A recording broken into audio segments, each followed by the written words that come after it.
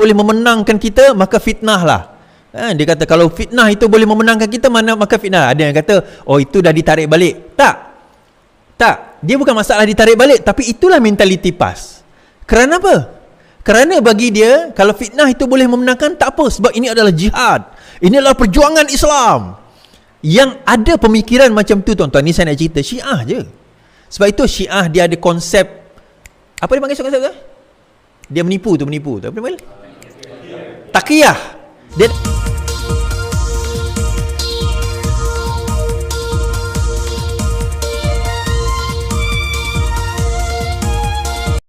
tekan butang subscribe, like dan aktifkan lonceng. Alright, Assalamualaikum warahmatullahi wabarakatuh.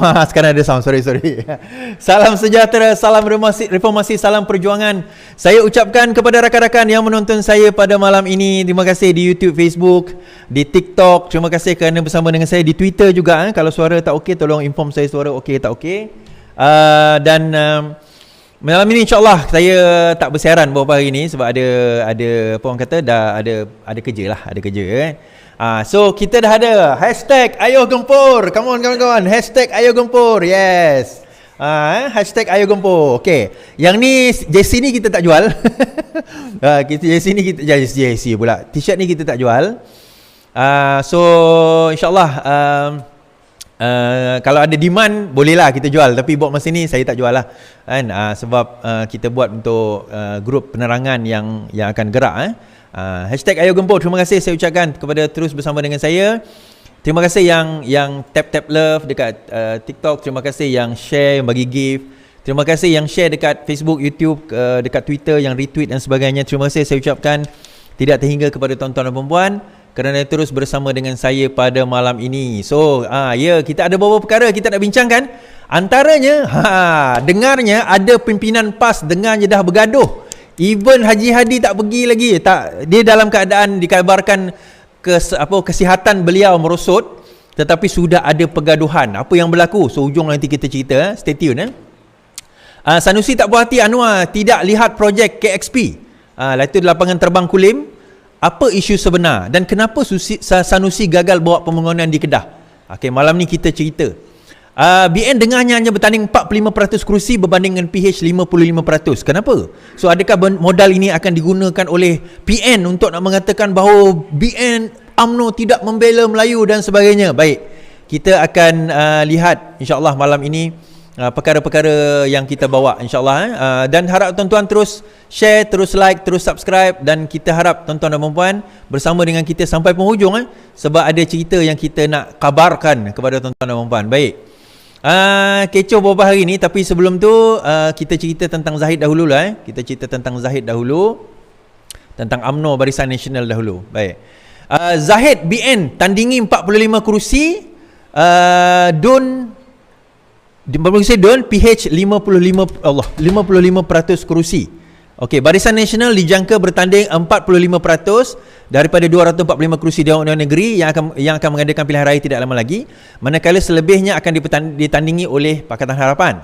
Pengerusi BN Datuk Zahid Hamidi berkata keputusan itu dibuat berdasarkan kedudukan semasa kerusi yang dimenangi oleh BNPH pada pilihan raya umum yang lalu. Ini berdasarkan kepada kerusi yang ada yang dimenangi oleh PH. Sebab itu perasaan itu lebih kepada parti komponen dalam PH. Kita ada umum statistik apabila keputusan terakhir diumumkan, katanya. Ahmad Zahid juga Timbalan Perdana Menteri berkata BN akan bertanding lebih 100 kerusi dan keputusan akhir akan dibuat oleh beliau dan Perdana Menteri dalam masa terdekat. PRN yang ini membabitkan 36 dun di Kedah, Kelantan 45, Terengganu 32, Pulau Pinang 40, Selangor 56 dan Negeri Sembilan 36. Saya dan Perdana Menteri akan bincang 2 kali dan insya-Allah kita akan selesaikan pula tentang calon bagi kerusi yang diperuntukkan kepada BN dan PH. Biro Politik telah mengambil keputusan. Ahmad Zahid berkata setiap calon bukan saja akan melalui saringan daripada aspek boleh menang, malah penelitian akan turut dibuat di peringkat polis diraja Malaysia. Peringkat polis diraja Malaysia pun Suruhanjaya Pencegahan Rasuah dan juga serta Mahkamah Syariah. Kenapa Mahkamah Syariah, tuan-tuan? Wallahualam, saya pun tak tahulah. Kenapa Mahkamah Syariah? Tengok kod dia ada yang tersembunyi dan yang tersirat kan, yang tidak diketahui kita tak tahulah. Kita akan lakukan saringan bukan saja dari segi kebolehmenangan, kebolehterimaan dan bagaimana pengundi boleh beri dukungan kepada calon-calon berikut. Apabila senarai pendek dibuat, kita akan juga buat saringan kesihatan. Ini penting Sebab kita tak nak nanti masuk-masuk terus meninggal kena buat PRK balik. Itu kita tak nak. Bukan kita kata ajal maut di tangan Tuhan, tapi kita kena berusaha lah, orang kata check lah. Contohnya ada penyakit-penyakit yang boleh marker yang boleh orang kata menyebabkan, ialah bila kerja jadi YB ni stres tuan-tuan. So kita tak nak. Kriteria pemilihan calon golongan muda antara elemen utama bagi membuktikan kerajaan BHPN mendengar denyut nadi pengundi muda. Kita lihat daripada PRM Melaka memperlihatkan kebolehan muka baru telah terbukti. Ini memperlihatkan cita rasa terutama pengundi baru dalam kalangan 40 ke bawah. Dalam pada itu Zahid memaklumkan pelancaran jentera komponen kerajaan perpaduan akan bermula pada 7 Julai ini di Selangor, diikuti negeri-negeri lain. So lebih kurang dalam 6 hari lagi kita akan dapat saksikan jentera-jentera yang akan diumumkan, insya-Allah. Okey, now balik kepada cerita kita tadi. Kenapa hanya 45% saja? Bukankah kata UMNO ni membela Melayu dan sebagainya? Kenapa PH kena dapat lebih 55? Ini tak adil. PH tak membawa BN membawa kononnya Melayu tapi tak membawa Melayu. Okey. Number one tuan-tuan, walaupun 45% barisan nasional yang mana majoritinya adalah, I think more than 95% adalah orang Melayu, dalam Pakatan Harapan pun ramai juga calonnya adalah calon Melayu. Itu kita kena ingat. Ingat Pakatan Harapan semua bukan Melayu ke? Ada juga ramai calon Melayu kat situ. Jadi isu Melayu tu bukan isu dia. Kemudian yang kedua, kalau kita perhatikan, negeri yang paling banyak bertanding adalah negeri Selangor. Lebih 56 kerusi kita kata. Negeri Sembilan 30 lebih kerusi, Penang pun dalam 40 lebih kerusi kata saya tadi saya baca.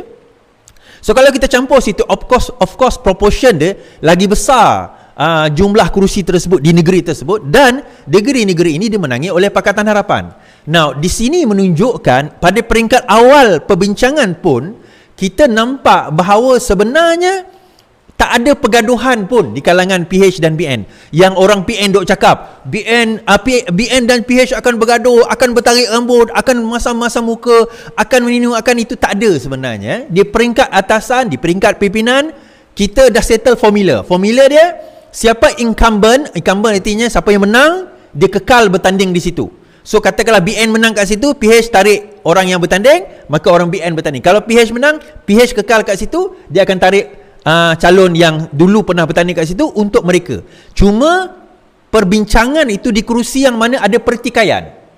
Beberapa kerusi yang mana PH tak menang, BN tak menang. Dia di kerusi DUN di situ nanti ada perbincangan. Jadi daripada segi jumlah perbincangan itu dah tak besar. Kita kata dah tak besar. Okey. So bila dia dah tak besar, so daripada situ dia mudah kita kata, dan akhirnya dia hanya penentuan calon. Now selepas itu of course calon tu dinilai, dan penilaian calon tidak melihat kepada dosa besar tuan-tuan, sebagaimana PAS umumkan tempoh hari bahawa calon kami memastikan mereka tidak melakukan dosa besar. Soalan dia, macam mana kita nak tentukan orang tu buat dosa besar tak dosa besar? Sebab kebanyakan dosa besar ni orang buat tak terang-terang tuan-tuan.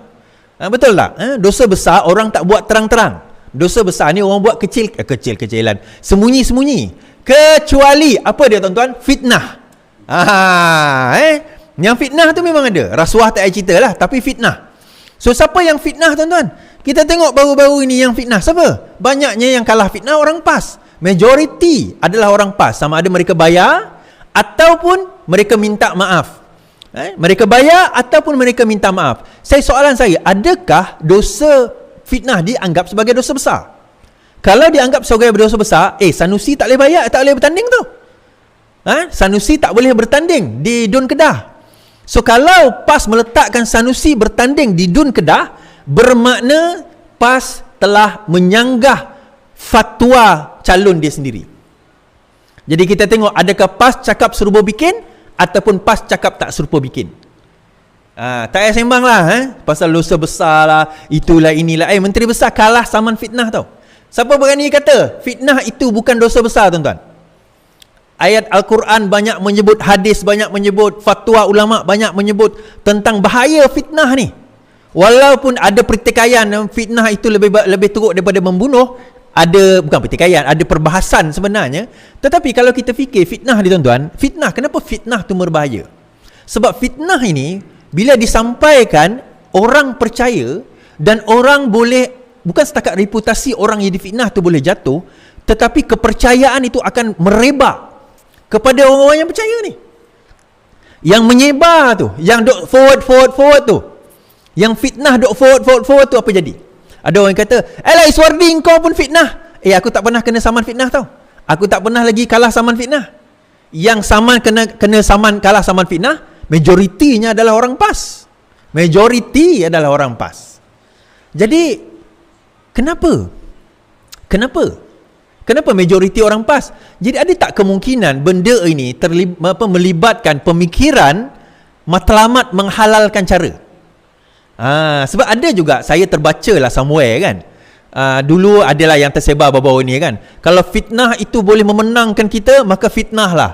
Dia kata kalau fitnah itu boleh memenangkan kita, maka fitnah. Ada yang kata, itu dah ditarik balik. Tak. Dia bukan masalah ditarik balik, tapi itulah mentaliti PAS.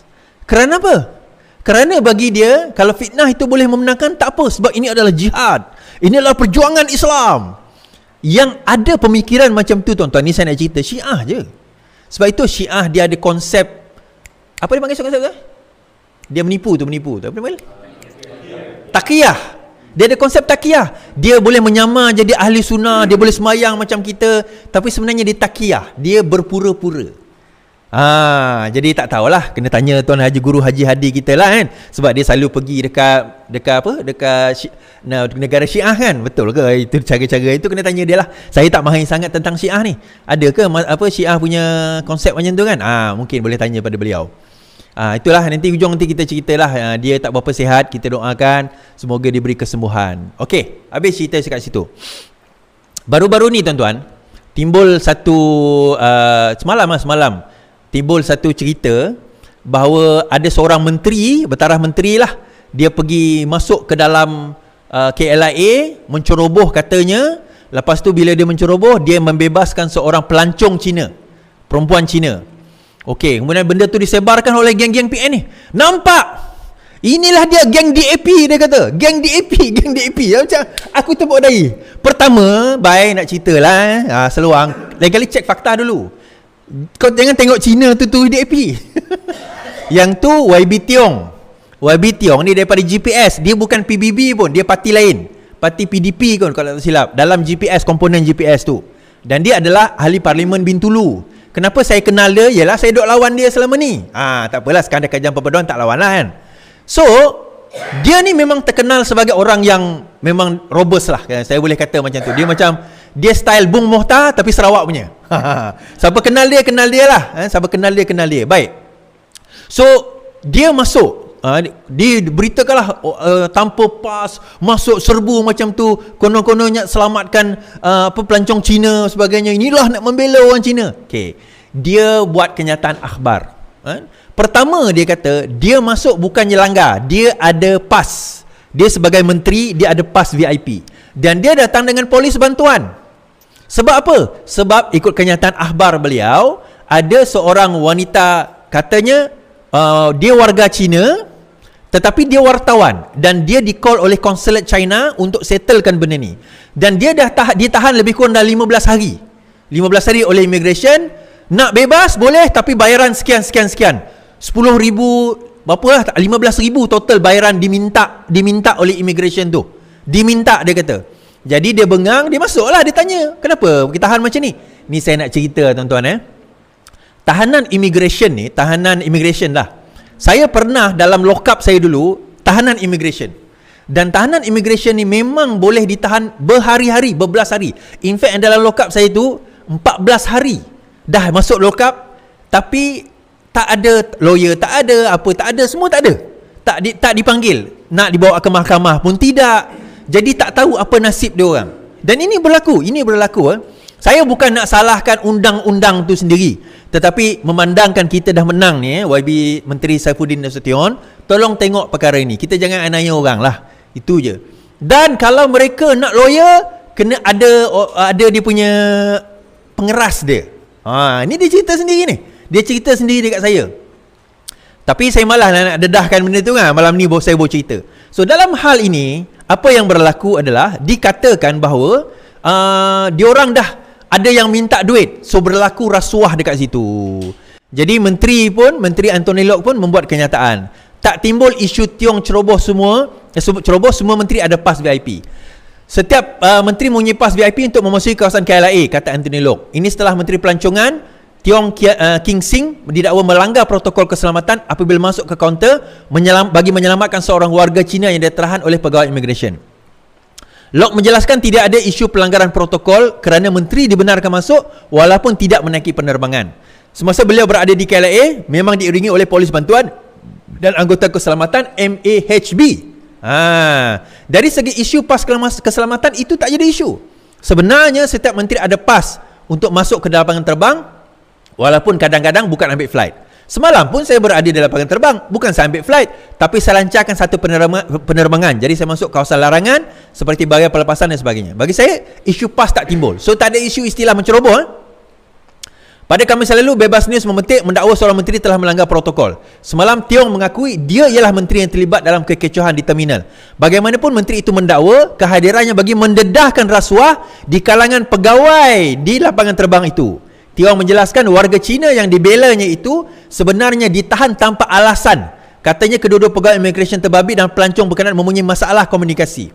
Mengulas lanjut, Loke berkata dia tidak pasti apa sebenarnya berlaku kerana dia tidak hadir bersama Tiong dan tiada rakaman CCTV. Tetapi mengikut laporan MAHB, beliau diiringi oleh anggota keselamatan semasa tempoh beliau berada di lapangan terbang. Lain-lain dari itu, dari segi isu bersama Jabatan Immigration, KDN akan buat siasatan lebih terperinci. Now, daripada sini juga dia kata memang ada memang mempunyai pas mempunyai pas dari segi keselamatan tak ada isu. Dan Tiong sendiri mendakwa bahawa dia datang atas permintaan konsulat daripada China. Alright, so sebenarnya tak ada isu pun. Okey, terdapat dakwaan rasuah. SPRM hari ini mengeluarkan kenyataan bahawa SPRM akan menyiasat akan dakwaan rasuah tersebut. Mereka akan menyiasat, mereka akan mengadakan siasatan. Yang saya bacakan ini, SPRM siasat aduan rasuah di KLIA seperti didakwa menteri. Okay, kita baca kenyataan. SPRM siasat aduan rasuah seperti didakwa menteri. Suruhanjaya SPRM akan menyiasat dakwaan rasuah sebagaimana didakwa oleh menteri. Berhubung dakwaan rasuah oleh Menteri Pelancongan, SPRM akan menyiasat perkara itu. Kami akan mendapatkan maklumat daripada semua pihak dan menyiasat sewajarnya. Oleh itu kami menggesa orang ramai supaya tidak mensensasikan atau membuat spekulasi mengenainya. Kami selalu, portal Bebas News melaporkan seorang menteri didakwa melanggar protokol dengan menyerbu kaunter immigration untuk menyelamatkan seorang pelancong. Okey. Tiong mengakui dia menteri yang terbabit dan menyatakan ada usaha menyelamatkan wanita itu membongkar dakwaan rasuah di kalangan pegawai KLIA. Dia mendakwa beberapa pegawai immigration meminta rasuah sehingga RM3,000 dari pelancong yang ditahan. Mereka juga menggesa SPRM menyiasat perkara itu dan mengatakan akan memberi maklumat yang diperlukan. Kenyataan Tiong bagaimanapun tidak mendedahkan identiti wanita diselamatkannya.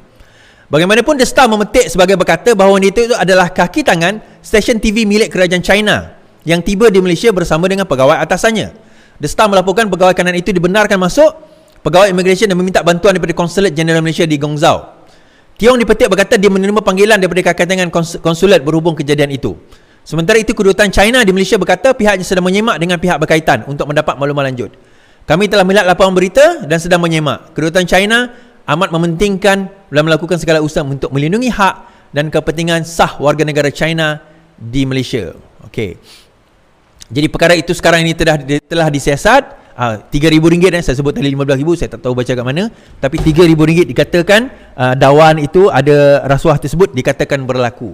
Kalau kena bang, tak berbaloi RM3,000 tu tak berbaloi RM3,000 tersebut. Okey. Sekejap.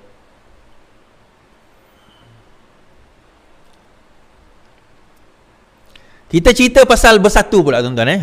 Kita cerita pasal bersatu. Kau ni sibuk betul dengan parti orang Lais. Alah. Kau sibuk pergi dengar aku punya live. Kenapa? Kita cerita pasal bersatu. Bersatu telah memecat ahli-ahli sayap bersekutu. Pengerusi sayap bersekutu bersatu, Chong Fat Ful, nama dia Chong Fat Ful, berkata pemecatan beberapa pemimpin penaja telah direstui oleh Presiden Muhyiddin Yassin. Dia berkata demikian ketika diminta mengulas dakwaan pergolakan dalam cabang anggota Bukan Bumi Putra Bersatu. Ini selepas sekurang-kurangnya 3 pemimpin penaja telah dipecat serta-merta. 3 pemimpin tersebut ialah Naib Ketua Sayap Bersekutu P. Mahaganapati Das, Ketua Penerangannya S. Subramaniam, dan ahli exco MU Raja. Ini bukan Gana yang mimpi Rasulullah dulu ke? Bukan kan dia mimpi jumpa Nabi tu, bukan Subrabaniam dan Mahaganapati bukan dalam exco Syed Bersatu. Mereka berdua tidak pernah menerima watikah lantikan daripada mana pihak. Watikah lama ditamatkan sebelum watikah baru dikeluarkan. Watikah baru telah ditandatangani oleh Tan Sri Presiden Muhyiddin pada 6 Jun. Ini bermakna pelantikan exco Syed Bersekutu telah dibuat dengan pengiktirafan Presiden katanya. Bagaimanapun Chong tidak menjelaskan hubungan pemecatan MU Raja. Untuk rekod, Syed Bersekutu ditubuhkan pada 2021 yang mewakili bukan Bumiputra. Pada awalnya, sayap itu diketahui bekas ahli parlimen segambut Edmund Santara Kumar. Ketika itu selama 14 hari diberikan watikah. Chong yang juga naib ketua kemudiannya menggantikan Santara pada Ogos lepas. Ni Chong Johor loh kan? Chong ni kan? Chong Johor kan? Stephen Chong Segamat. Stephen Chong kan? Stephen Chong pula. Tebrau. Bukan Stephen Chong, sorry, ini Stephen Chong lain. Yelah yang lompat tu. Menurut Presiden, saya jumpa dia last hari tu. Ada sebelum dia lompat. Ada bukti bahawa Muhyiddin tidak tahu pemecatan itu 10 Jun. Pada 10 Jun, Muhyiddin sendiri membalas teks mesej saya, dia tidak tahu mengenai pemecatan dalam sayap Bersekutu. Baik, saya nak cerita tuan-tuan. Hari itu saya cakap bahawa Bersatu sekarang ini sedang konflik. Bersatu sedang ada perpecahan. Orang kata Iswardi, kau jangan nak membina persepsi Iswardi, kau jangan nak menipu Iswardi, kau jangan nak buat apa orang kata naratif nak memecahkan. Nampak? Tuan-tuan, apakah dia ahli bersekutu di dalam Bersatu? Okey, Bersatu ini adalah parti Bumiputra. Dia bukan pure Melayu. Dia berbanding UMNO. UMNO adalah parti Melayu, United Malay National Organisation. Dia ada Malay kat situ, Melayu. So nampak jelas Melayu. Dia ada ahli bersekutu terdiri daripada bukan Melayu, Bumiputra dianggap sebagai ahli bersekutu. Tetapi yang Melayu eksklusif hanya untuk Melayu, itu UMNO. Nah, Bersatu adalah parti Bumiputra. Walaupun dia kata Bumiputra, sebenarnya parti Melayu juga. Kan, parti Melayu juga kat situ, cuma dia tak boleh guna nama Melayu sebab UMNO dah pakai. So dia guna nama Bumiputra. Tapi eksklusifnya sebenarnya untuk Melayu. Okey, sebab itu orang seperti Ali Biju. Ali Biju tu sendiri dia masuk dalam Bersatu bukan sebagai bersekutu. Now, bila dia Melayu tak ada masalah, Bumiputra tak ada masalah. Now, tiba-tiba yang bukan Bumiputra, Edmund Santara. Edmund Santara ni daripada Johor yang lompat dari Segamat kan? Arun, Segamat kan? Segamat dia lompat daripada PKR. Dia pun mungkin kena 10 juta juga tu. Kan, dia lompat daripada PKR, dia masuk. So bila dia masuk Bersatu, dia tak boleh masuk PAS, tuan-tuan. Boleh lah dia masuk PAS, tapi dia jadi ahli bersekutu juga. So dulu saya pernah tanya, so kalau Edmund ni masuk mana? Takkan nak masuk gerakan? Kan? Takkan nak masuk PAS? So ujungnya tahun 2021 dia orang buat bersekutu, ahli bersekutu. Nah, ahli bersekutu ni adalah orang bukan Melayu, bukan Bumiputra, boleh menyertai Bersatu. Cuma ahli bersekutu ni kalau tak silap saya dalam perlembagaan parti mereka tidak boleh mengundi. So dia ada sayap ahli bersekutu sendiri, dia ada dia punya komponen sendiri, tetapi untuk pengundian besar dia tidak boleh mengundi. Itu secara umum. Mungkin Bersatu tukar dia punya perlembagaan, saya tak sure, tapi secara umumnya begitu. Namun apa yang berlaku setelah 2021, what happened now, berlaku perpecahan besar di kalangan ahli-ahli bersekutu ni di dalam Bersatu. Berbelit lidah aku nak sebut bersekutu di dalam Bersatu. Kan? So berlaku perpecahan, pergaduhan di antara mereka sehingga akhirnya memecat berlaku. Ni tuan-tuan, 2021, 2022, 2023, tak sampai 2 tahun ditubuhkan dah gaduh sebegitu rupa. Kenapa? Pengkhianat akan dikhianati. Tu point dia. Kan? Dalam hidup ni tuan-tuan, janganlah khianat kat orang. Terima kasih. Janganlah khianat kat orang. So pengkhianat akan dikhianati. So pengkhianatan itu berlaku. Bila sekarang ini berlaku, di dalam Bersatu sendiri berlaku. In fact, di dalam Bersatu kepimpinan Hamzah dan juga Muhyiddin Yassin sekarang ini orang kata apa panggil cah-keting di antara pimpinan masing-masing. Kita belum cerita Azmin lagi. Setelah dia berjaya singkirkan Zuraidah, disingkirkan daripada Bersatu, sekarang ini kumpulan daripada Azmi ini nak naik memanjat ke atas pula. Dan ada ura-ura di kalangan mereka tak puas hati dengan kepimpinan Muhyiddin Yassin yang nampak tidak tegas, yang nampak tidak kukuh, yang nampak tidak boleh bawa parti ke hadapan. Yang nampak sekarang ini asyik siapa yang ke depan tuan-tuan? PAS. Bersatu macam ke belakang. Even di tempat mana Bersatu bertanding pun jentera PAS terpaksa digunakan dan digerakkan. Bersatu tak ada jentera. Dia ada office yang besar, banner yang besar, tapi office kosong. Tak ada jentera di tempat-tempat tersebut. In fact, ni cerita on the ground lah. Azmin sendiri pun dengar kabarnya nak bertanding kat Bukit Antarabangsa pun dah tak berani ni. Sebab apa? Dia dah tengok apa yang berlaku pada Zuraidah. Hilang deposit tuan-tuan bawah Bukit Antarabangsa tu. Hilang deposit di bawah Bukit Antarabangsa. So bila hilang deposit di bawah di bawah Ampang, Dun Ampang, Parlimen Ampang, Parlimen Bukit Antarabangsa, Bukit Antarabangsa ni di bawah Parlimen Ampang.